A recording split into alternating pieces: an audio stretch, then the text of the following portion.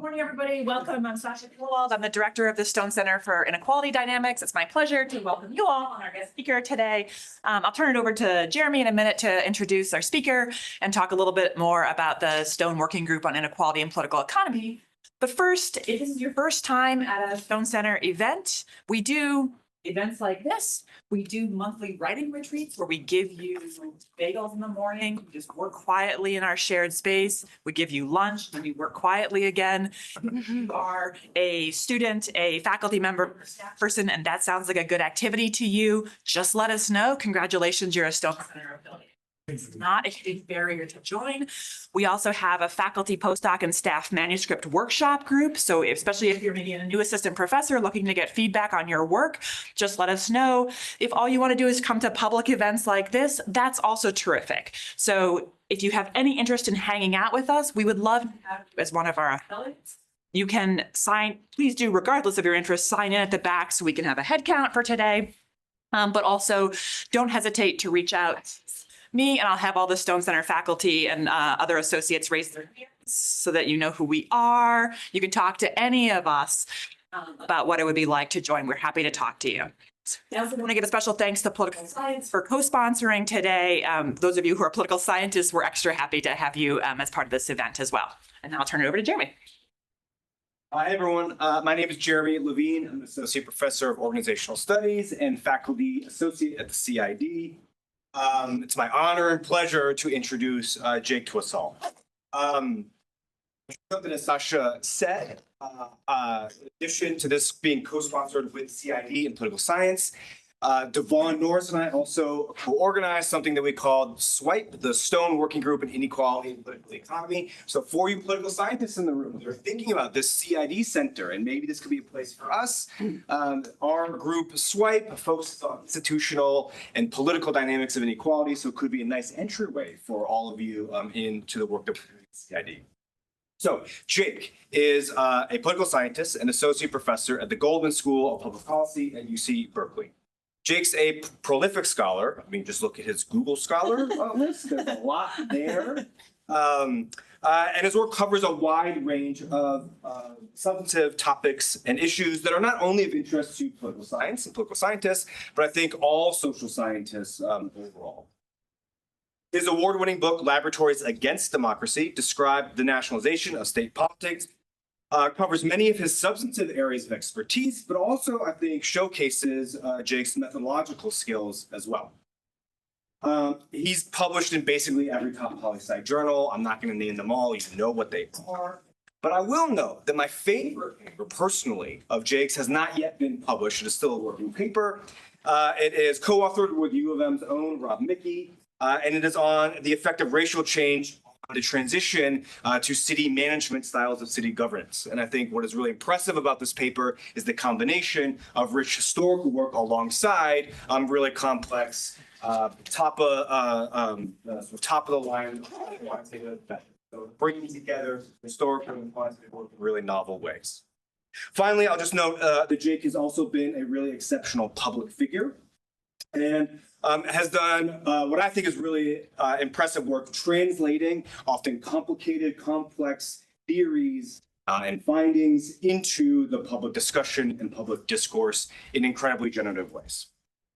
Jake has said that he would prefer the econ style of presenting, where interrupt as you feel like you want. He will not be offended if he shows respect. It is a sign of respect. Maybe past the first slide, but to jump in and give him questions along the way. So without further ado, please join me in welcoming Jake to the CID. Thanks so much, Sasha and Jeremy. Really generous introduction. Great to be here. It's beautiful out here. Jeremy mentioned also shout out to all my Michigan friends. Great to see some familiar faces in the room, meet some new people. You guys got a great group. And this is great that the Stone Center brings together some all-stars. So this is cool.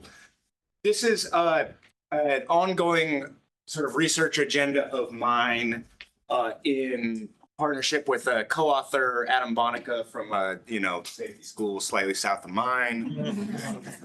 And, but this is part of a larger research agenda. We have one sort of paper out from this, but hoping to expand. I think this is actually relevant in 2025 and happy to talk about, sort of everything going on. But I think this has become a bigger sort of research agenda than I initially expected, with its sort of intersections with what's going on now.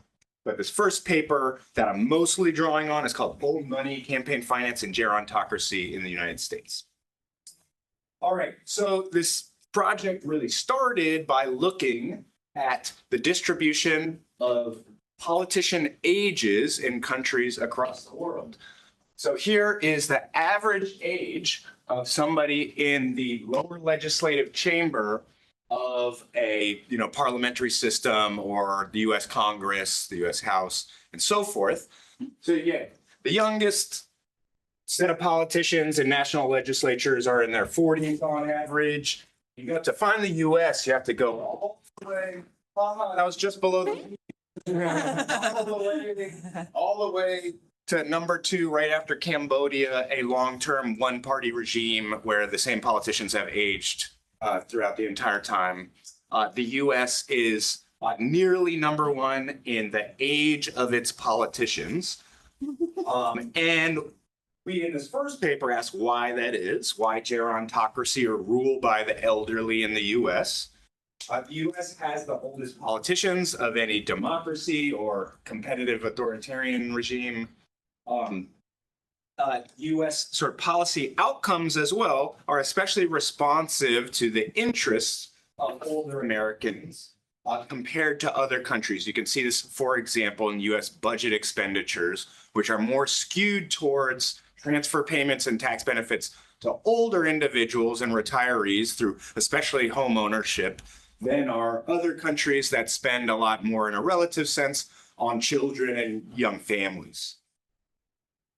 Is this gerontocracy driven by public opinion in the US? Is it something about US population dynamics, electoral institutions? We're really suggesting that a central role for the campaign finance system and money in politics in the US generates this gerontocracy outcome. So we think it's not public opinion. Survey after survey shows that voters prefer younger politicians in conjoint experiments when you randomly assign different characteristics of politicians, all else equal, younger political candidates do a lot better in these conjoint experiments. And then in just regular old surveys, you see actually large support for maximum age limits for elected officials in the US, over 75% support. Like many majority supported policies in the US, doesn't actually appear in policy outcomes, a huge majority support. And I also love this poll once we found it, which is like incredible distribution of opinions on maximum age limits, where the most supportive are Gen X and boomers on having maximum age limits and preferring younger politicians. I think this is really amazing, self-awareness that I really appreciate. I'll say, as a millennial myself, I'm self-aware that our generation's music is much worse than Gen X. But I do think younger people deserve political responsiveness and representation. It's not demographics. So here we got a little coverage in the New York Times recently on this work. Here on the x-axis is the median age of the country's population, and on the y-axis is the average age of a lawmaker. We could only get average age of lawmakers and median ages of politicians or of populations. Yes, go for it. I'm sure the answer is yes, but this is invariant to different ways of measuring the age distribution. So there's not something about like US having unusually large boomer cohorts relative to millennials that That's right. The second measure is producing a different median to average. Yeah, so there's them. in the US, we have the micro data. We can only get average legislator age for other countries. We wish we could do medians, but it's really does not look when we're able to dig, certainly not in the US. And to the extent we've been Googling elsewhere, that there's not something about the skew. The median and mean both capture that central tendency pretty well here. And here you see that this 45-degree line is if lawmakers and the population had similar ages. So you see a country like Germany, right around the line. Italy actually has younger politicians on average than the median age of the population, but most cluster with politicians, they're experienced members of the political system. They cluster somewhat above the age of the population at large. But in the US, there's just a huge outlier here in the US, and the US actually has a somewhat younger population than older aging cohorts in Europe and East Asia, where demographic concern is more acute. So it's not a function of US population demographics. We're also looking into the potential. We think it contributes somewhat, but I do not think it explains much of it. This is the same figure, just slightly different font here, but zooming in on countries with single member district systems and legislatures, which are produce more candidate-centered elections, right? Where incumbency matters a bit more than like a proportional representation system where nominees are picked by party organizations and things like that, like in Northern Europe. But here you see these Anglophone countries with single member district, essentially two-party systems and candidate-centered elections by district are still nowhere near the US in terms of the age of the legislators. But you do see some relationship with, for example, the Netherlands, PR party-based system having somewhat younger politicians.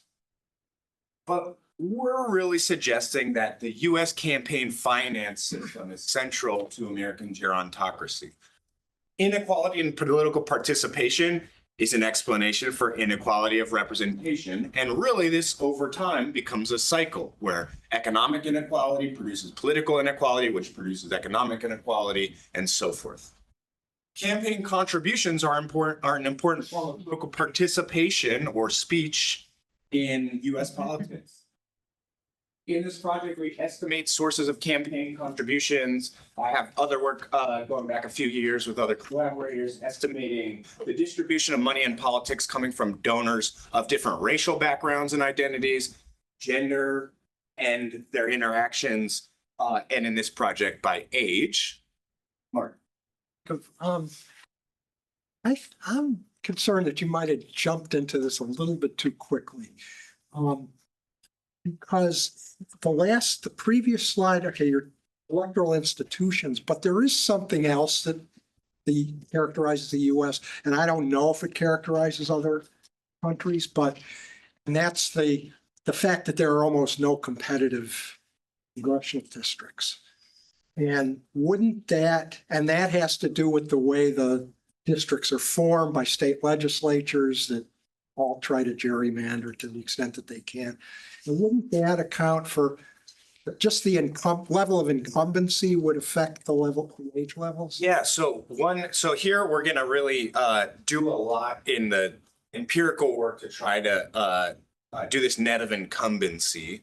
But one thing I'd say, like in qualitative comparison terms, is that geographic polarization is not all that different in the US than other two-party systems like in the UK.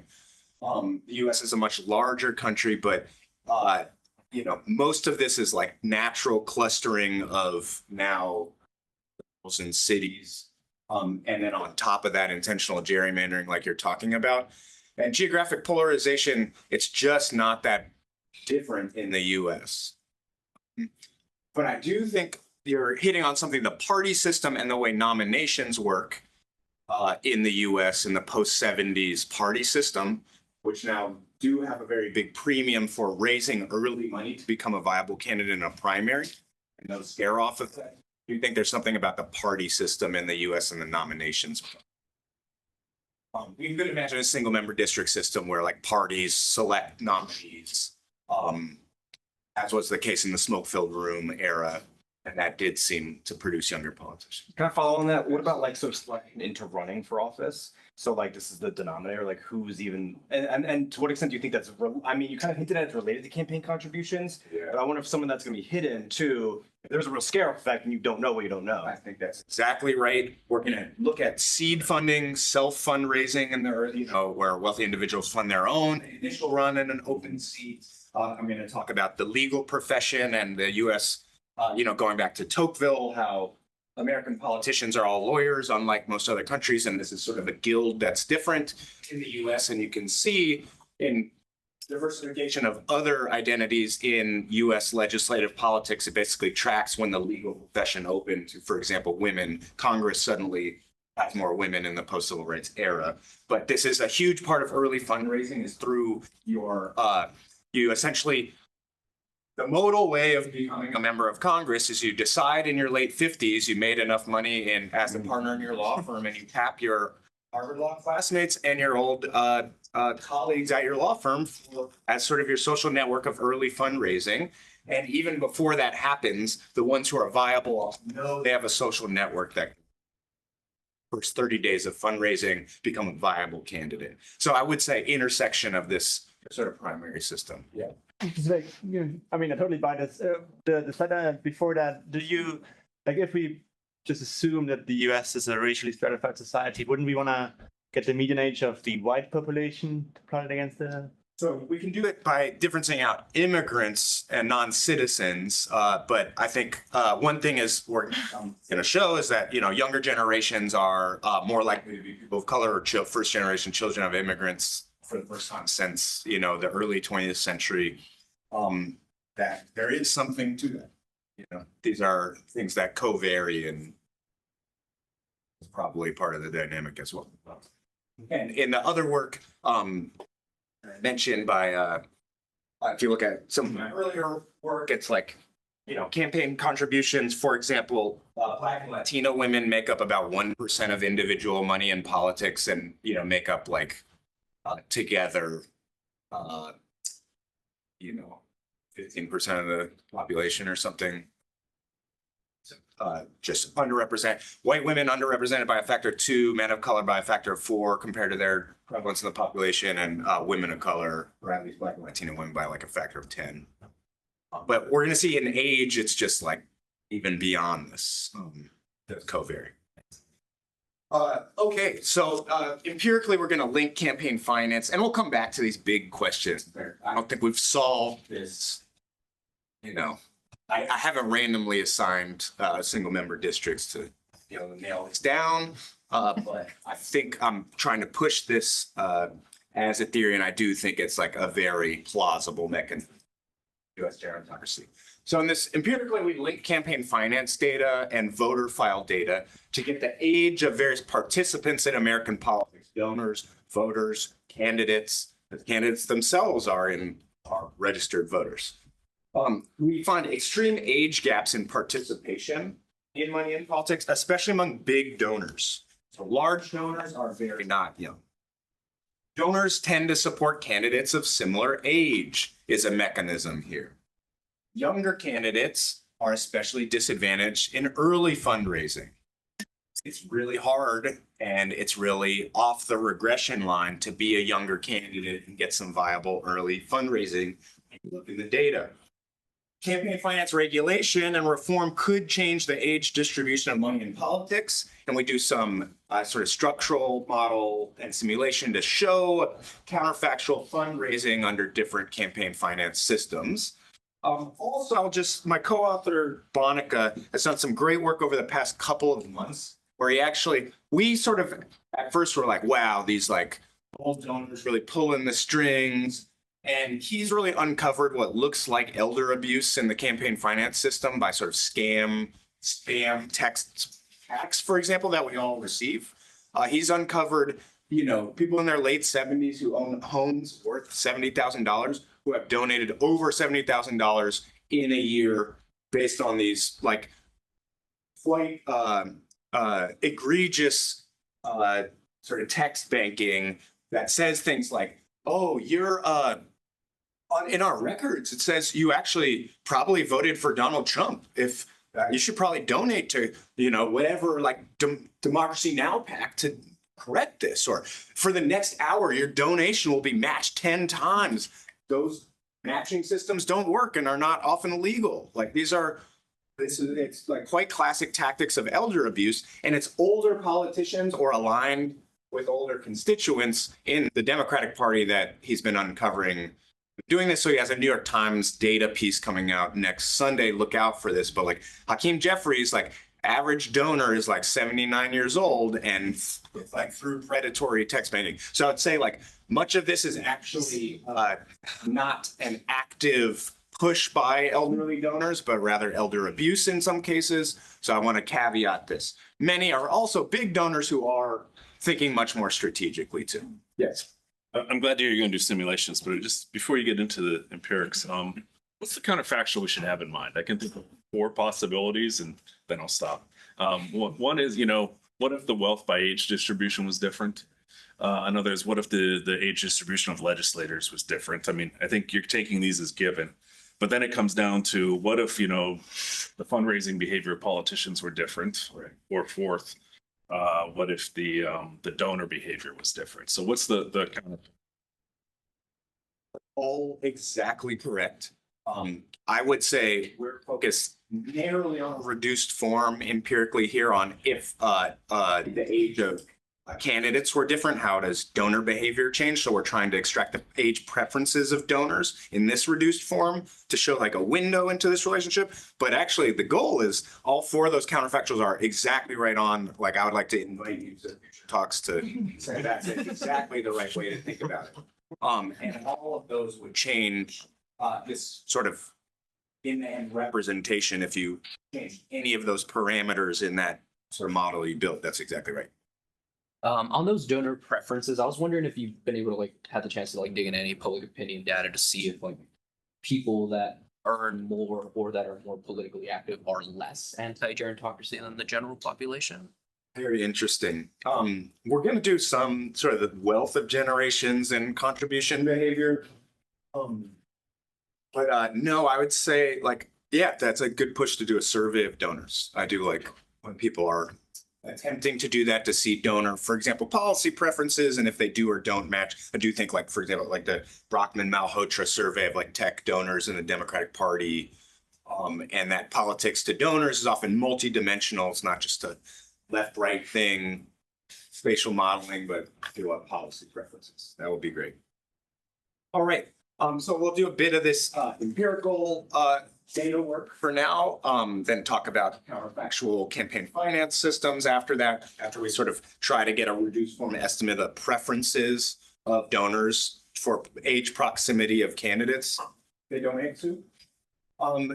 And in this project, so we take the L2 voter file and link that to the Federal Election Commission campaign finance data. The voter file has everybody's birthday because they registered to vote with a birthday. So this is how we get age. This gives us birth year for voters, donors, congressional candidates, and members of Congress.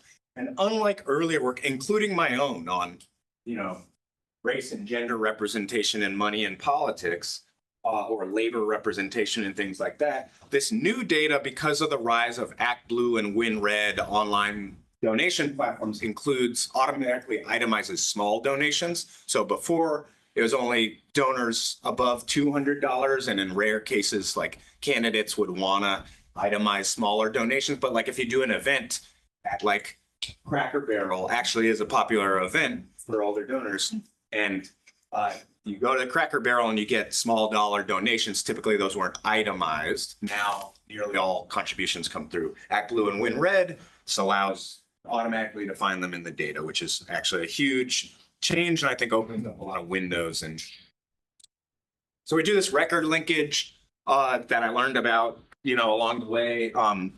We SQL query every one of the 23 million unique donors in the FEC data from the voter file, and then we do, string matching based on first, middle, and last names. And we supplement this with common alternative nickname databases for Robert and Bob type of situations, and adjust these matches based on name frequency to give greater weight to uncommon names who are matched and things like that, because there's going to be a lot of false positives. You set the threshold for sort of how many John Smith, like how similar does their address have to be and things like that. We do this geographic similarity metric based on distance between GIS coordinates as well as like the actual string of their mailing address. We filter out addresses with two individuals, the same name, usually father, son, juniors. I like to joke, you know, I'm a big Warriors fan, and Gary Payton, you know, the Seattle Supersonics and from Oakland, he had a son, Gary Payton Jr., and another son, Gary Payton II. So I fix that in the day. We successfully identify 17.7 million donors and 11,575 federal candidates. Then let's look. So the real payoff, I think, is the descriptive estimates. This was for 2020. It's gotten worse. We put out a blog post updating this from the 2024 election. It's gotten worse. It's actually tracked like each year donors, median donor age gets like 1 year older, actually quite uncanny in the 2020s. But members of Congress, MCs, average age 58.6, median age 59. This is for lower, you know, the US House Senate is older than this. Candidates, similar age, median 58. Donors median donors 59, on average 57. But if you weight it by money, so half of all money in 2020 comes from donors age 66 or above, half of all individual money. That grew to in 2024 to like 68 or so. So half of all money comes from individuals 66 and above. In terms of individual money, which is the vast majority of campaign contribution money in the US. Primary election voters are actually on the older side themselves. They're 59, just like average donors, but in a primary, you have one person, one vote. You know, there's no such thing as like a big primary voter who has more votes, right? In general elections, median age is 52. Non-voters who are eligible voters and registered voters are 39. That's including just registered voters, right? And you can see the distribution here, grams. But this really ends up mattering. So here, like it looked like, okay, it is surprising how, you know, primary election voters, and as Mark mentioned, safe seats means that primary elections are the only real election in many districts, right? That's consequential. Primary voters are on the older side. That was a finding. But because you only get one vote per person, right, this ends up mattering. So let's model the representational weight relative to an 18-year-old, okay, in voting in general elections and primaries or donating. So here we see the number one is going to mean you are double, you know, it's like the factor how many times better represented you are than an 18-year-old. And you see here, older individuals on this green line in general elections are overrepresented compared to young people. Same thing in this blue line, primary elections. Like that's actually a big gap. You know, it's like 5 to 1. Like older to younger primary voters. So that's actually pretty unequal. But money in politics is just completely a different world. 70 to 80-year-olds are 200 to 300 times better represented in money in politics than 18-year-olds. This is not like voting, which does have big inequality. Like a lot of people in this room have studied inequality and voter turnout across class, race, geography, age even, right? But it is nothing like money. But the most important type of money, especially in the US system and the primary election system, is early money to become a viable candidate in a primary, right? Especially in the polarized era. So we're going to study the role of candidate age in generating seed funding, right? Early donations in primary elections, which sort of shapes the pool of viable candidates, and self-funding using your own wealth to make yourself a viable candidate. And here are some regressions. The takeaway here, happy to go through more of it, but the real takeaway here is that if a 30-year older candidate is going to have, on average, 8.5 years older seed donors in the first 30 days, they're gonna have $200 larger average seed contribution. So the average donation that comes in the first 30 days is gonna be $200 larger. And they're gonna do 5 times more self-fundraising to make themselves a viable candidate than a candidate 30 years younger. So compare a 30-year-old to a 60-year-old in this way. The 60-year-old on average is gonna use 5 times more self-funding. This is a big disadvantage for younger candidates. So How much different would this be if the age profiles were just related to the like life cycle income profile? So like older people do have higher income, they do have a little bit more money. If you thought it was exactly proportional to that, how much different would that be? great. So yeah, we'll get I'll touch back on cohort effects against life cycle effects here. But and wealth measurement by generation is really hard. If you've seen these debates right now, I think they're pretty good debates, but people who live in their parents' homes and things, it becomes extremely difficult to estimate wealth, and you usually do this by backing out housing wealth, and most Americans are homeowners. So debates, bless you. One thing would be that millennials and Gen Z do seem to be catching up in wealth, but it's distributed much more unequally than older generations, but they are catching up, especially as inheritances kick in now. But we'll talk a little bit more about life cycle versus cohort effects. But I will just say, in the reduced form, it's very clear, overall wealth of a generation very strongly predicts the generation's total contributions. Very roundabout way to get to that. Do donors value age representation here?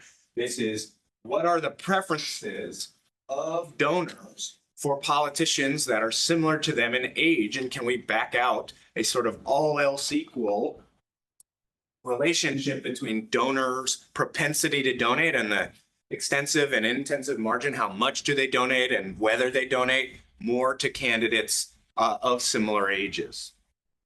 So let's look descriptively here.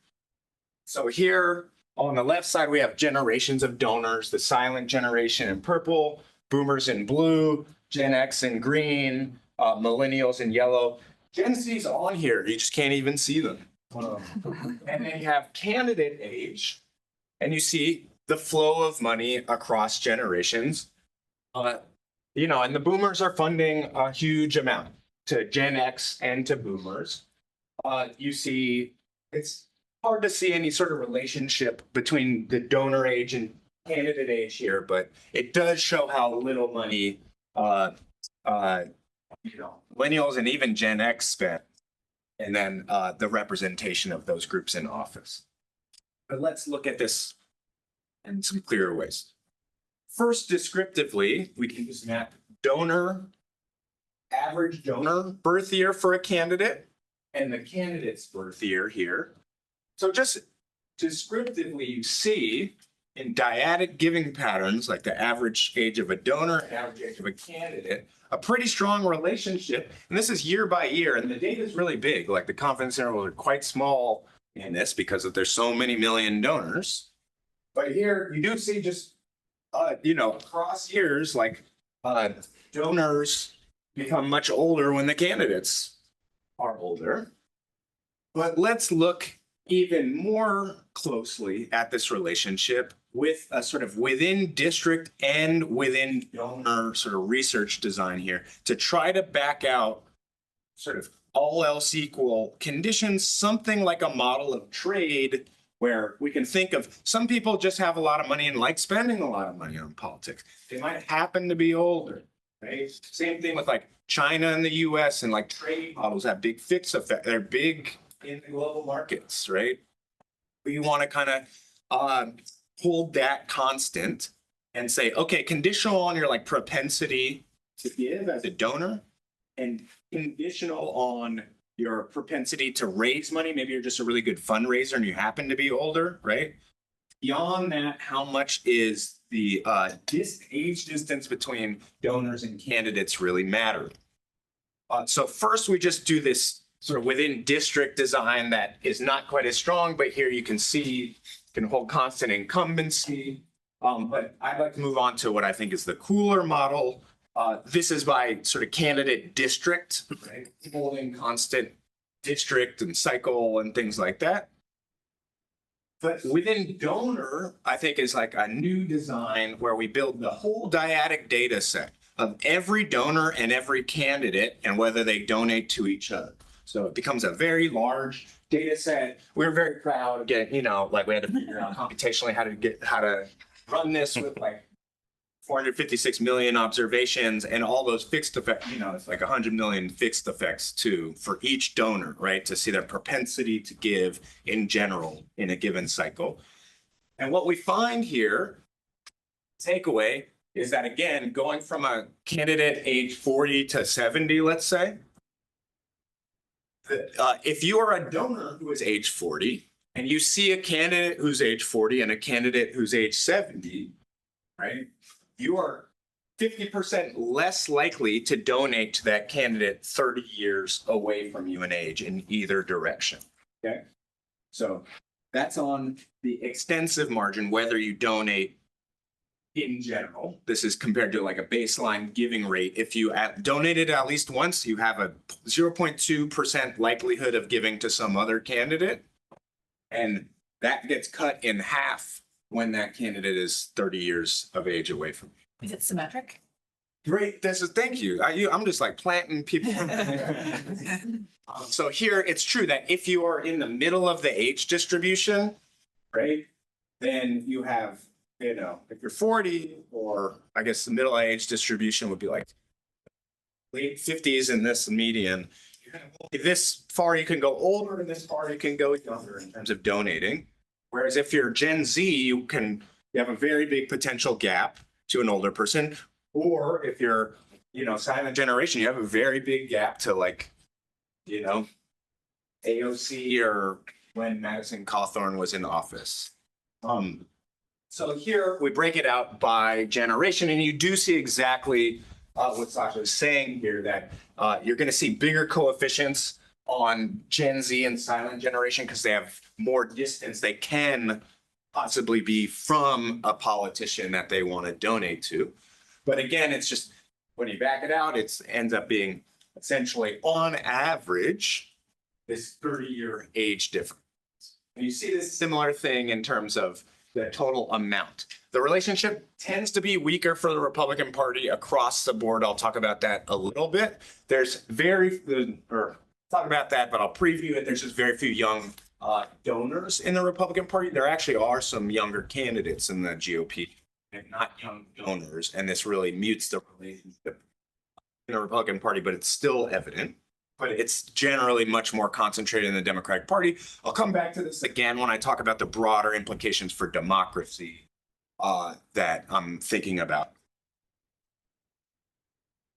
Excuse me, can you contextualize like these sorts of effects? Like how does this compare to like a gender gap, like a race like based affinity? Nice. Yeah, I haven't actually put those in comparative terms. Yeah, that's a great question. I would say, like I did something like this within district model in the race and gender stuff. I mostly looked at it like the percent of contributions from when an Asian American candidate runs significant jump, you know, like 10 percentage points more Asian money in that election. But yeah, that's hard to, that's a really, really good thing to do. Somebody could actually look up the paper now. I'm like, okay. Counterfactually, would more age equality in money and politics change anything? And this speaks to, you know, these four counterfactuals we're going through here. This counterfactual was estimating, okay, if we change the age of politicians, would this change donor behavior? Try to back out donor preferences. And then through that reduced form, you can gain a little leverage on, would changing money in politics also change something about representation? And here, let's start looking descriptively. So donor ideology strongly varies by generation. So this is if you model like a left-right spectrum here, with higher values being more conservative donors and lower values more liberal or left donors. In 2020, 90% of millennial and Gen Z donors gave to Democrats exclusively. Like, that's a lot. And that's including quite wealthy millennial and Gen Z donors. Not Sam Bankman-Fried level, but like young professionals, young tech workers, young doctors, young lawyers. They are very strongly giving to Democrats. And this was even true in 2024, despite like some movement of young men towards the GOP. They're not donating to the GOP. This does, if to the extent that money in politics really matters, like large money has moved to the Republican side in 2024 compared to 2016, for example. But in terms of this individual, like generally professional managerial class modal donor, those generationally are moving towards the Democratic Party.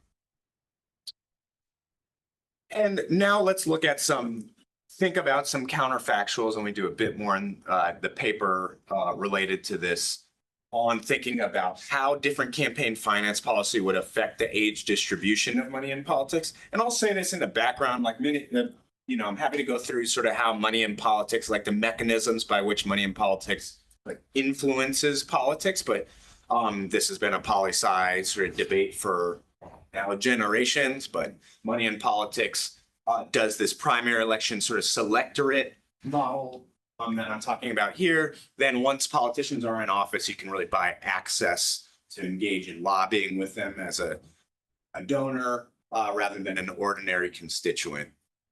Those are the main sort of influence mechanisms. And then more broadly, this is not as clear in this sort of like normie donor space of people donating up to a couple $1,000s, but once the money gets big enough, you can really shape behavior with very large political spending, as we've seen over the past couple of years.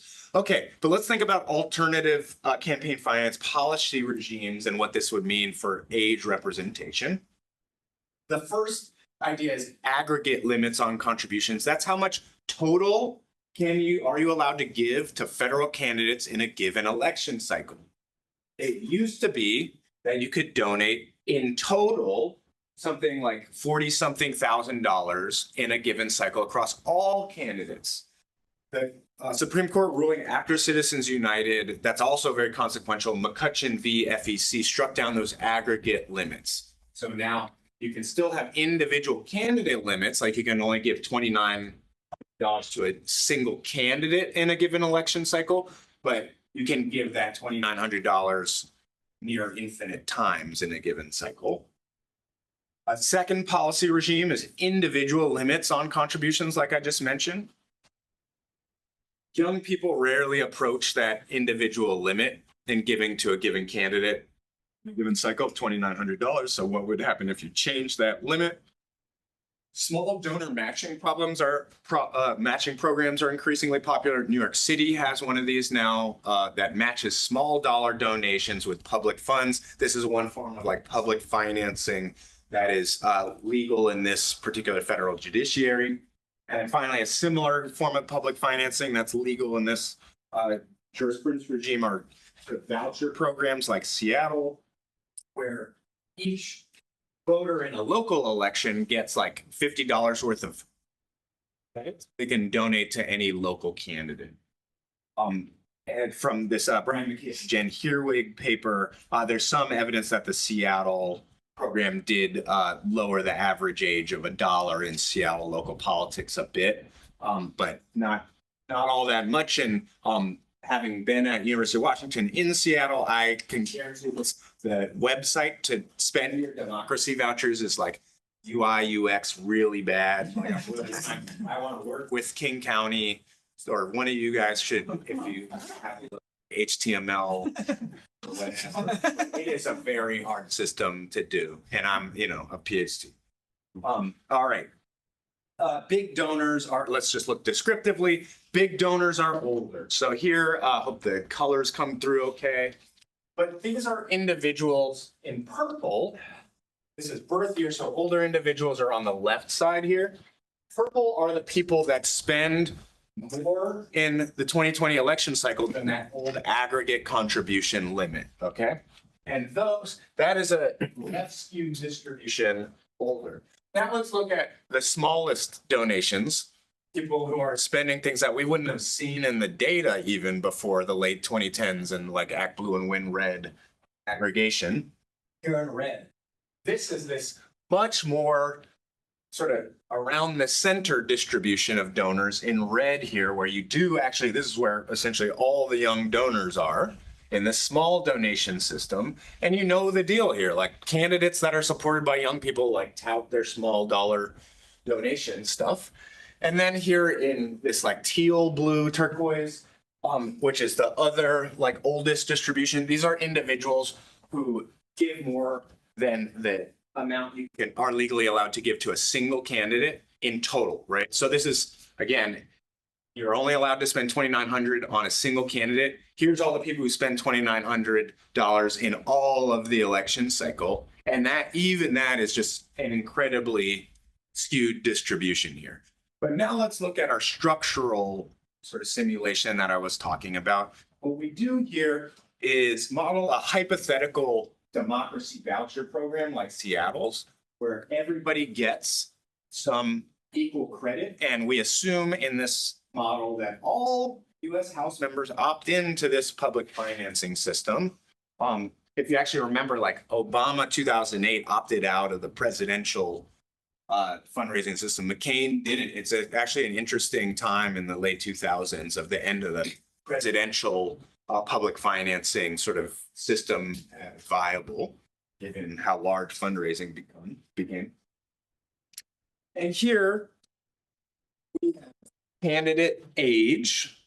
So younger, sorry for reversing the axes, but younger is on the left here. But this is candidate age here. And this is how much you would fundraise under a hypothetical voucher program, where what we do is we take every demographic piece of information we have about donors, okay, and we use that to essentially model how those donors would like match those people to individual voters who are non-donors and say, okay, let's imagine they got $50 in vouchers.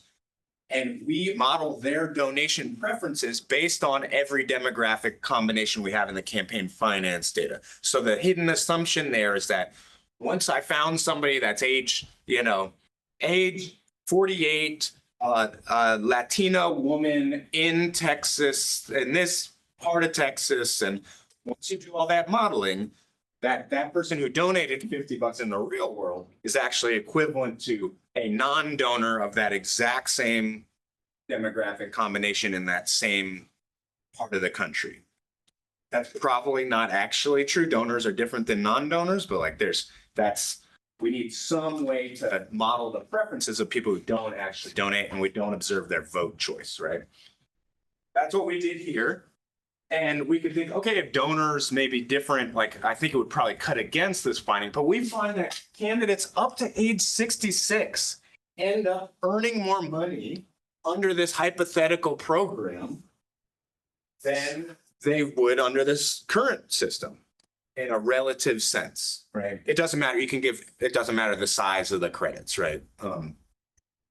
Then you see on average, each of these dots is a candidate under this counterfactual system. The ones above the line get more money under this new system, below the line, less money. And you see on average, it only starts changing after age 66 or so. It's pretty clear, and this is true across the ideological spectrum too. So AOC earns a lot more money under this counterfactual system, but Barbara Lee, who, is cool and from the Bay, sort of left member of Congress, actually like in very important ways in the 2000s, earns less money under this counterfactual. Yes. Are we also assuming that everyone who has the opportunity to use a voucher is paying for it is doing it? Because I lived in Seattle and when the democracy voucher started and nobody I knew actually spent them. That's right. We do assume this. And that's why I'm like, let's collaborate on that system in Seattle where I do think there's this ongoing empirical work on this. And the big takeaways from Seattle is like, post democracy voucher system, the average dollar in Seattle local politics comes from somebody with the average income of Seattle, which is a huge triumph, but racially it did not really diversify, a tiny bit age, but a lot of this is slow uptake. But I also want to say this is a running thing. And when you study policy analysis, like I do in many ways, like, what happens when you implement automatic voter registration, right? In a lot of systems, there is some institutional learning and uptake. And I think it's important for us to like come back to programs after people learn the system and also be open to like, we do want these things to work well and be intuitive. And we talk so much about inequality of participation, especially at lower level. People think state and local government, it's much closer to the people, but it's actually much more sort of unequal representation that really puts a premium on taking a lot of time and participation. Older, wealthier homeowners do dominate state and local politics even more. People know less about state and local politics. So information asymmetry is more serious. We got to take those seriously while also saying like modest improvement on these dimensions. Great call. So this is, one sort of potential counterfactual. I think that's informative, but, we have to make some serious assumptions. But I'll, with the rest of my time, I'd like to zoom out a tiny bit and think about the role of campaign finance and gerontocracy in sort of, American competitive authoritarianism. Yes. So for this one, you don't do anything where you take into account that having full participation in the hypothetical voucher program would actually change the behavior of current donors that you match. That's do you right. do anything like that? No. So It's very cool, but I was just wondering if. I'll just stick to it's very cool. We don't, the supply of candidates would absolutely be different. This is that's, I think, the most serious validity problem here is that actually in the voucher program, all candidates who are very strategic actors would go like, oh, now I maybe have a chance of running. The candidates would be totally different endogenously. I was hoping you guys didn't know. I think that's a good thing if you're trying to influence policy, that this understates what the effects might be. Yeah. I think it's important that we, I'll think about I do think there's more structural modeling we can do where we can talk about people and there are models of simulating candidate emergence under these counterfactuals that as I've now I'm at a policy school where it's mostly economists and I do sometimes see these saw a model of immigration that endogenizes everything. I'm like, yes, you guys get paid on pay scale. Okay. Political and economic power in political systems and political economy are mutually reinforcing. Campaign finance is a highly unequal sort of mechanism of political participation where it's not one person, one vote. And that's a value I hold very dear. And, electoral democracy, elections are not perfect. But the notion of one person, one vote is just a powerful form of democratic equality. And, Robert Dahl and sort of democratic theory for long stretches of time. And it's one thing that's kind of, even with all the challenges, was unique about the United States and its, emphasis on electoral democracy. And money is just not like that. Money is something where big donors have more votes or speech or whatever you want to call it than smaller donors. Donors do appear to value age representation. I'm not sure this is in the right order to present this slide, but here, if you just map the total share of wealth of generations and total share of campaign contributions in individual money in politics, you get a pretty strong relationship with millennials and boomers being right on the line here of your share of wealth and your share of contributions. But then I like making the joke that the silent generation, really participatory generation, went through great wars. Gen X kind of below what you'd expect given their wealth. They're kind of listening to grunge and they gave away, we're not participating in this. No, incredible music. All for Gen X did 90s hip hop, just incredible. Okay. There are life cycle and cohort reasons that we can't simply wait for young people to age into power. That's sort of a different life cycle rationale against this would be that if everybody ages into power, like what's the big deal here? Everybody will get their turn. First of all, I'm not sure that's true because I think a mechanism behind this is the shock to public health in the 20th century that increased life expectancies. And Kevin Munger writes about this, but the first generation that really hits is the boomers with this extended life. And that's a great thing, but being the first with this positive public health shock makes you a bit unique, and he calls it the boomer ballast. Like in nautical terms, I don't really know what a ballast is, but it's not something like, because they're the first, we're seeing this sort of compression effect where boomers are the first generation, like retiring a lot later, really reaping the benefits of extended age and participation in politics at older ages. The life cycle reason you don't want to just wait for people to age into power is chronic underinvestment in young people.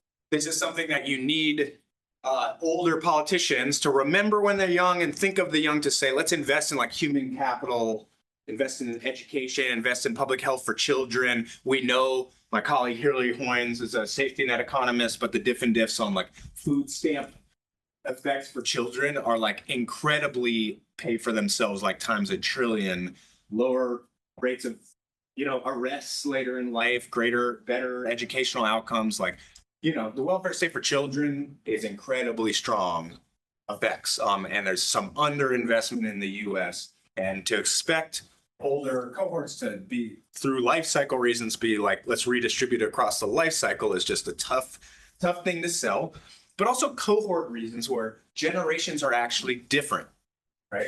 Millennials and Gen Z are more racially diverse, more likely to be children of immigrants than any time since the early 20th century in the US, face greater incidence of recessions, face climate effects unlike other generations through the life cycle, and are, face a decline in democracy, which I think is, competitive authoritarianism has negative, have negative effects on my utility. Age is underemphasized in scholarship on American democracy. It's correlated with race and immigrant generations very strongly. And it's especially predictive of primary election vote choice. So if you want to know how people vote across the parties, right, in a general election, the strongest variable demographically still is race, despite some racial de-alignment, particularly among Latinos in the past election. It is still true that your racial identity is the strongest demographic predictor of vote choice. But in a primary election, it's age within the Democratic Party or Republican Party, but especially the Democratic Party, where there's a lot more younger voters. Age is the strongest predictor of your vote choice in primaries. There is huge age polarization within American institutions right now, over recent years. That's in things like universities as institutions, media firms. There's generational conflict going on within the Democratic Party. All these are like what I consider like liberal institutions in civil society. Massive age polarization within them that I do not think my discipline of poli-sci has really started to grapple with. And I think it has, this is stuff I'm like really thinking about this project in a different way in 2025, is that resisting authoritarianism is really difficult, but gerontocracy is a massive obstacle to resisting authoritarianism. First, resisting authoritarianism requires coalition building. Young people, and Erica Chenoweth's work really shows that student protests are like just incredibly predictive of democratization in non-democracies, moving towards democracies, and in sort of blocking coups and other democratic backsliding. Like student protests are incredibly important there. And she shows it's because student protests of any protest type, if you can like put any variable on it, student protests are the least violent protests consistently, and that's partially to their advantage. Like I do believe the findings that nonviolent protests, including non-property destruction related protests, do tend to be more effective. It's an incredibly difficult question, but I do think that's probably true. And one mechanism by which student protest is incredibly important. But young people feel excluded from the political candidate nomination process in the party systems through things like money in politics. They feel nihilistic about these political institutions that they feel have excluded them. And they feel excluded even within, and crushed within sort of institutions like universities over the past couple of years, where they actually do see, and I want to run a survey on it, but they do see sort of money and stakeholders, like the decision to whether to crush their protest or not is in part based on how money works in universities too. And it's really, really difficult to say, hey, young people, now please come and defend these institutions that you feel have excluded you in recent years. That's a major obstacle to resisting authoritarianism. That is something where it's not the authoritarians who have all the agents. One reason why I'm like, make this smart. Yeah. I mean, all this makes sense, but then I look at, one reason young people in the US may feel excluded is because they're having a terrible time, period. That's number one. Number two, you look at. Why are they having a terrible? Well, okay, that's my next point. You look at these old Democrats, not just, well, Bernie's not a Democrat, but he's sort of a Democrat. Schumer and these other guys, they're liberals. They would vote for, if they had the ability, if they had any power right now, they'd be supporting all kinds of stuff that would benefit young people. And then you got these old right-wing Republicans who are, they're not Madisonians. They're, and so, I mean, there's so much else going on here. I guess I'm just skeptical about, I wonder if, maybe it's just because I'm an old boomer, but why is age per se, Is incredible. why is age per se, yes, I know music is way better. It is true.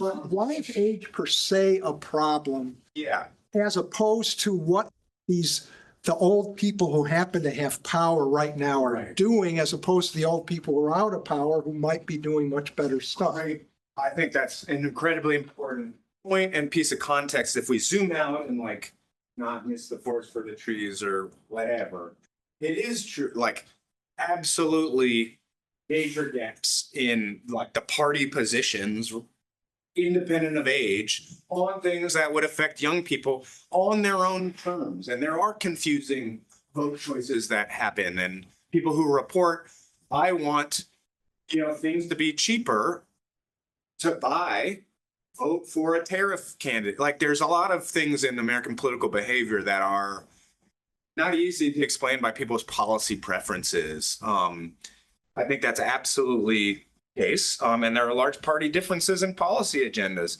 I would say there are also differences within party that are smaller on things. And there are differences in the second bullet point on institutional innovation is necessary, as the minority party here. And I do think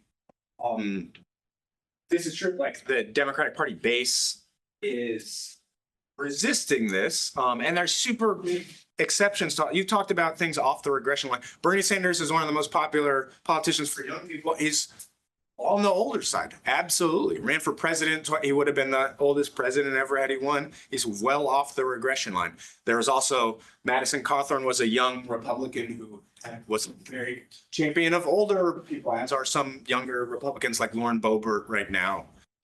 This is absolutely the case. But I would say within party, the data is pretty clear on this. Older Democrats in the Senate are less likely to take, Chris Van Hollen is on the younger side of the Senate, and taking a trip to El Salvador as a political risk, does seem sort of endogenous to this a little bit. And then in terms of coalition building, when you look at preferences over foreign policy right now, for example, they do map on within the Democratic Party. This is not something was not polarized by party at the elite level until now. It's starting to be because of the Democratic Party base, but that maps onto age very well. So I'd say there just are important points of variation here that I think matter. And I'm sort of zooming in on, I think, what I could have made this slide like, hey, like authoritarians shouldn't be authoritarian, which I think is very true. Like it's like something where the minority party, I do think, has some agency here and thinking about how we, like in institutions like universities, think about how we operate in competitive authoritarianism. I think one thing we need to think about is like, we want these young people as their voice is disruptive and things like that, but without them, we're much more vulnerable to competitive authoritarianism. That was long. Thanks so much. I mean, I totally buy all of this, and I think it's super important and interesting. How far do you think age is just a proxy for wealth in this, and especially within the donor world? And then by wealth, I mean like literally like assets hold and not income that people have. No, I agree. Like wealth is, and I can go so many directions with this. So I do think like money in politics now, there's a lot of things we learned over the past decade or 15 years, like of studying this. So one thing I was shocked by is in the Citizens United era, that's 2010, 2011, it starts. But big fear was dark money, non-disclosed, wealthy individuals and corporations being unshackled for independent expenditures, right? And it turns out like these wealthy men like having their names out there. They're very like dark money is a much smaller share of money in the system than I expected 15 years ago, like much smaller. It's actually huge independent expenditures that are very concentrated now among like the top donors who themselves are like literal billionaires now, and they're very excited that their name is on this money. Like Elon Musk has a $1 million check in the Wisconsin judicial election. He's like has a big lottery check. Like this is not trying to be a hidden shadow billionaire. That's very unique. And then the other thing is like the concentration of like this actually feels a little quaint in 2025 because now the sort of top 100 donors give about 50% of the money now. And this is not these individuals given direct hard money contributions. It's all independent expenditures. That's how you get around those limits. You don't coordinate or donate directly to a candidate. You do a bunch of issue ads. You make a super PAC. You are aligned, but you don't coordinate, which like Stephen Colbert showed that was fake in the 2010s. Like just they don't enforce that. But this feels quite quaint. And the other thing I'll say is just the political economy and industry. Here's like one for Mark and thinking about business politics now. It's like individuals within the tech sector mostly are donating most of the money. And the individuals whose wealth, so your wealth growth since 2020 or 2021 in this COVID era, the best prediction is your starting level of wealth predicts your 2025 level of wealth. And it's especially concentrated in tech. And tech is especially vulnerable to sort of mafioso governance as a sector. Unlike manufacturing and older types of industry, like I'm doing the General Motors PAC and I'm the CEO of General Motors. I'm like Mitt Romney's dad. Totally different model. The wealth is very different. And the other thing is like, an authoritarian can say like, hey, like nice company you got there. It would be a shame if minor regulation made your tech platform no longer viable, or a minor thing. Like remember how much Uber cares about taxi medallion regulation, antitrust, thinking about the regulation of social media and algorithms, the banning of TikTok, like these sorts of things. Very, very easy to do that with tech. Plus the wealth is different. And this has created a different, I think, environment for large giving. And we're in a different universe now. Even just a few years ago, things are changing so rapidly in money and politics. With that said, this like I do think this level of political inequality is very serious and it maps very strongly onto wealth. I would also say we'll keep mapping wealth, but millennial and Gen Z wealth is catching up and is sort of more like, I'd say like kind of on the trajectory, despite the like housing general difficulty of getting housing wealth and things like that. I think in large part through inheritances, you're now seeing like trend line over life cycles. sort of hit here and like I would predict millennials look a lot like the current boomers and protect themselves as a group using money and politics as they age into power is a likely thing. Yeah, the reference to coalitions made me think about the connections that might be there between age. So thinking about like stepping back and thinking about what should happen, right? Campaign finance, nation reform, age limits, and we think about term limits. And so my understanding of literature, and tell me if this is wrong, was that term limits are actually bad, even though the conventional wisdom is that like, oh, if we had term limits, then people will be more active to be whatever, but actually it impedes their ability to develop coalitions, which have to happen over time. You need to be like in Congress for long-standing several elections to sort of have that status and build your group and all this kind of stuff. And so I guess the question as it relates to what you presented here would be, is the problem of the age stuff, I mean, there's a representation problem, which is sort of descriptive, right? If there's a distinction there between who is our representatives and what our ages are.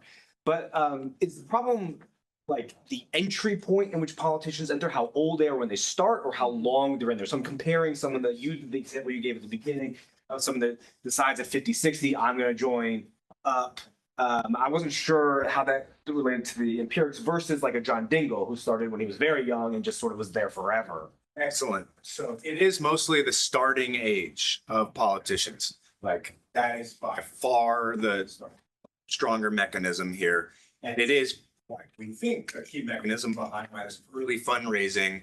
And I was just thinking, Danielle Thompson at UC Irvine has this new book, The Money Signal. She doesn't take, I think it's a very good empirical book, that she doesn't take the implications of that. If money is a signal that you're viable and you scare off others and things like that, then everything we estimate about like the effect of spending on influence and stuff is going to be downwardly biased because everybody already knows. Like, I can't go against, car dealerships because they'll start spending on an opponent or something, or crush me. Like that is going to mute that reduced form relationship we observe. But it is true, the modal politician decides to run.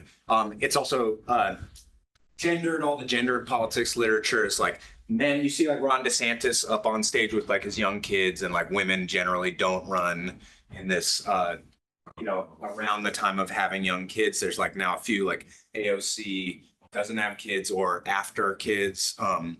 But in general, yes, it's starting to run later. And then in terms of reform, it's true term limits. I think it's a little overstated in this hyper-polarized era when Article 1 of the Constitution is like not really in effect. I do think it's a little overstated, the effect of term limits on like reducing incentives for developing expertise over time.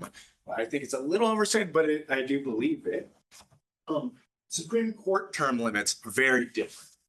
Supreme Court term limits in the range of like, I think it's reasonable to say like there could be like a 20-year limit or something, or it's some rotating thing across presidential terms. Like every presidency gets some number of something, because this was also I would just say in liberal, I haven't brought this up yet, but in liberal American culture, there is also something going on, and there's some asymmetry across the parties here, but Ruth Bader Ginsburg's non-retirement was very consequential for the balance of the court. And if you remember the time, like there was this debate about, I do think in American liberal culture, the veneration of the individual politicians, Ruth Bader Ginsburg, early, again, woman in a highly, early post-civil rights era. This was a momentous achievement. I think a lot of people respect that as an individual. Then there's an alternative model of like coalition politics, which is like, think of the women, like the outcomes for women in society of this decision.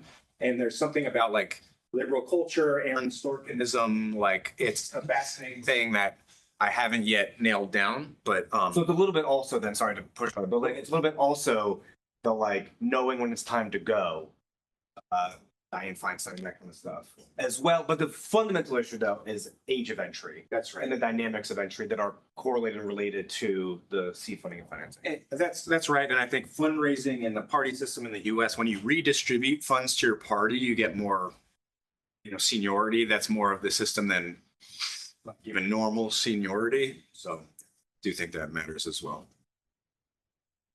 Yeah, I have a question kind of about you're talking about coalition building being like really important and young people feeling like they're getting screwed over and part of this is because they're not being represented.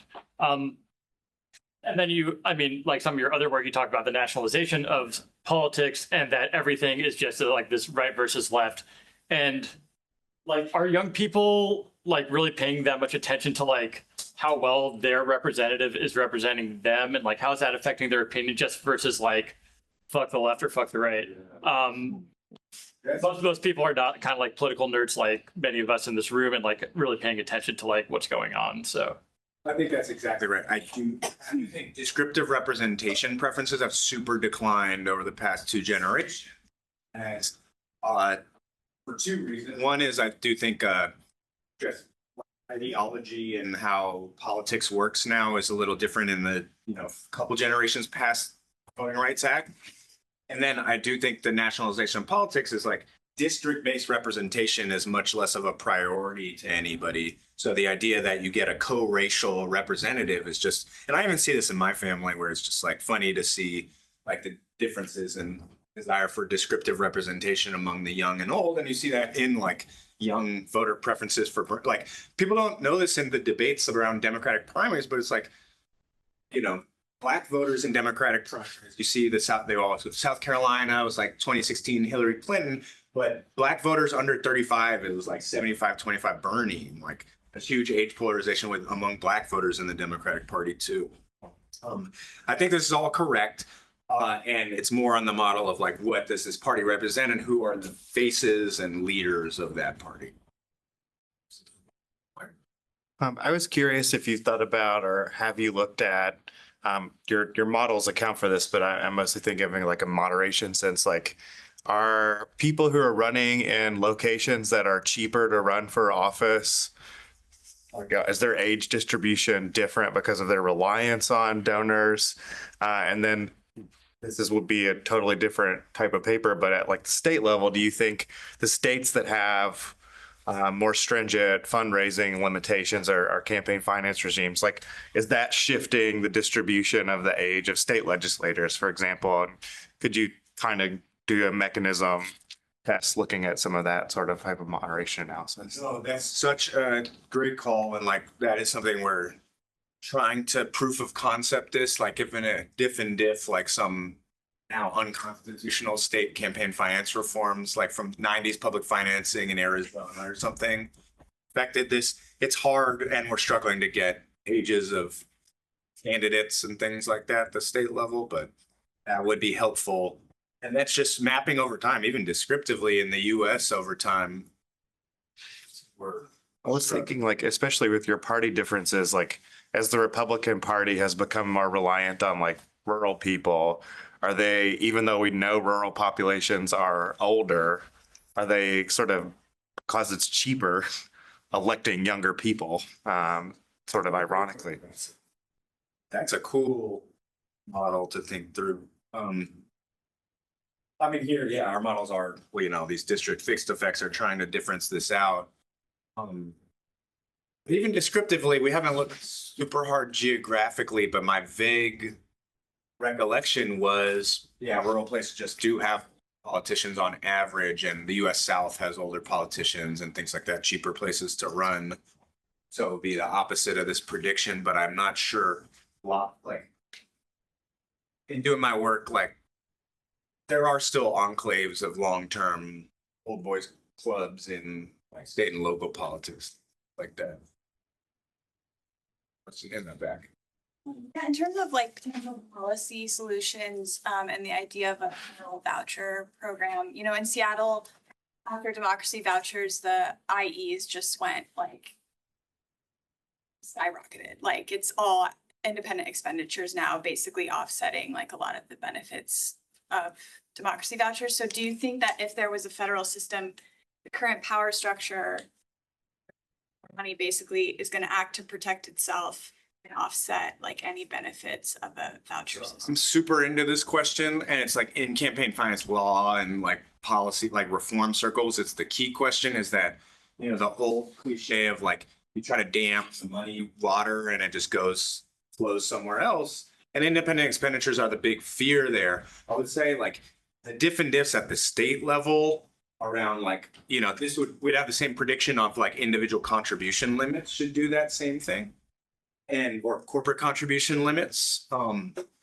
And we don't see that in diff and diffs, and we're worried like, it's noisy. There's only 50 states. Not that many states do these restrictions. Then locally, California gives a little more variation than Seattle, where California allowed states or cities to do their own campaign finance changes. This was like the state passed this in 2020 to essentially give local control over campaign finance.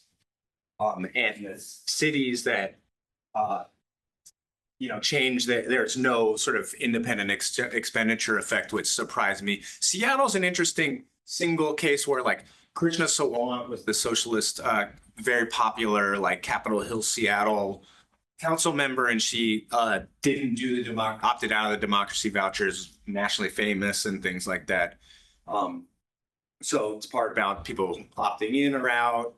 And then, it's hard to get effects because things co-vary in time, where it's like, there was some big deal like political conflict in Seattle through this time period, right as they're implementing vouchers in the Black Lives Matter moment and things like that. So I would say I've found, but I need to theoretically think about that. If like rich people are very strategic with money, so like why wouldn't they just rationally, like a rational choice model would predict this? And I think it's because there's like, it's not necessarily a complementary thing to do an independent expenditure, and that really, really rich people were doing something similar already and like wouldn't do hard money contributions. Like if you're a tech mogul in Seattle, like I think you're already kind of in this, you're doing a lot, I think. And then finally, there's this new econ paper by, I call it at UC Berkeley, the business school political economy group is like mostly Italians, and they're very well, I call them the well-dressed political economists.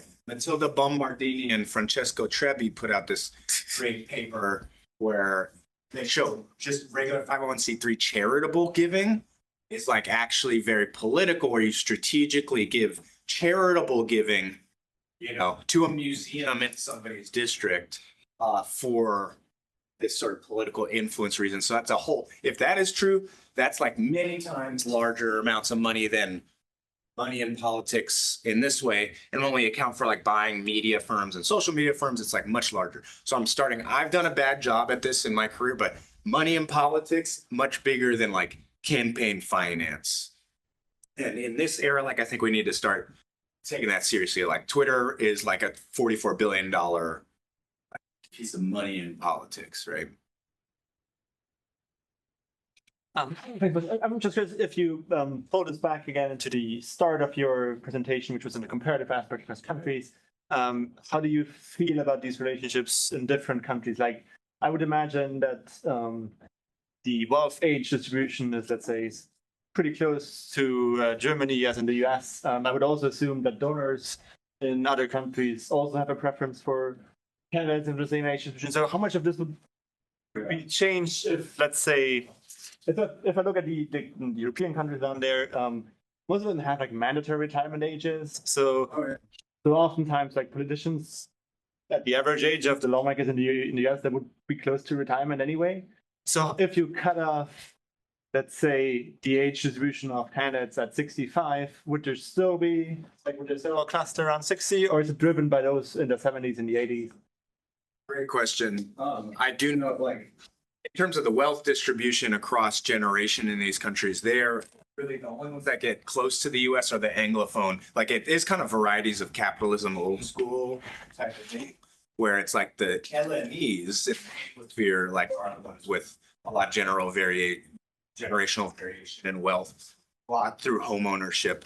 Places with less home ownership, like these things are all correlated. So places where, in Switzerland, it's like 78% renters and like, or no, maybe Switzerland is the only one with actually like majority homeowner. The US is like 78% homeowners, and there's one European country that I forget which has like majority homeowners. And most of the ones outside the Anglosphere much more renting, and then just the welfare state transfers. Like that's the whole, when you actually listen to like, Northern European social democratic theory, like they're articulating like life cycle reasons for transfers. Like everybody's going to be a child. Everybody's going to be old. Everybody's going to have kids. Like it's that model of, and there's this metaphor of like bread and the butter on it, and your whole life is the bread. You got to like spread the butter around it for yourself, which is kind of in the US, the way people think of Social Security as like, that's my money I paid in and we'll get back.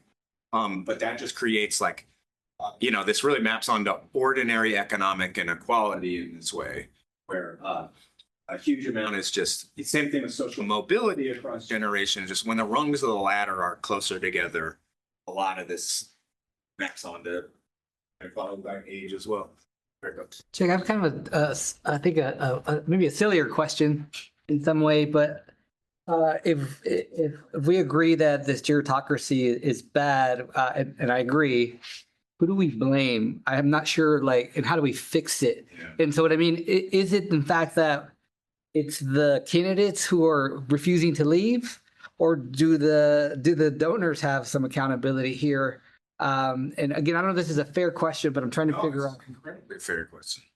Like, I think that's what we're trying to do here. I think this new work that Bonica has led, and I'm getting in on about like how fundraising works in the internet era and how it's somewhat predatory, put a new light on it for me, where it's not all like, I'm rationally trying to lower property taxes and not pay for schools for young people, because I am an older homeowner. Like a lot more is elder abuse, and like it's actually going to, I think, have major ramifications for the party, like Act Blue, even just off this Bonica like discovery in recent weeks, like changed its rules around fundraising solicitations. And like, you can't lie about matching rates, or that, in our data, it says you're bad, and to change it, you better donate. Like those things are now banned by Act Blue. There's also like, you can see the transfers, for various firms within this ecosystem, and it's like very bad publicity. But I would say this is like, this was a long time coming, and I think there's stuff about, the 20th century American welfare state, for a lot of reasons, was very effective, but was very, the benefits were like from those first movers, And the same thing when you model something like in California Prop 13, limits on property taxation, like the real economic model is that like that's a one-time transfer in 1978 to 1978 homers, because everybody else who gets this frozen property taxes, it's integrated into the price of homes after that. So a lot of features of the American welfare state look like this. And I would say my audience is very much like, to Mark's earlier point too, it's like, why am I not saying like, the Trump administration is not doing well for young people, which I think is like pretty clear.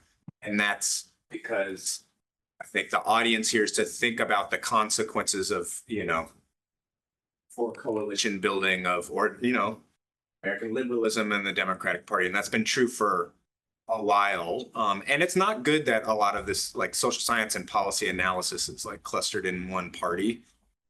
It's not the healthiest thing for a political system, but they're saying, decisions you make on thinking young people's politics are legitimate or illegitimate have downstream ramifications for the broader system. And if we believe in small d democracy, like taking an L within a university context or at your law firm or media firm or on social media, people say you're bad, young people are, trashing you on social media, taking those L's and being like, you need a broad coalition.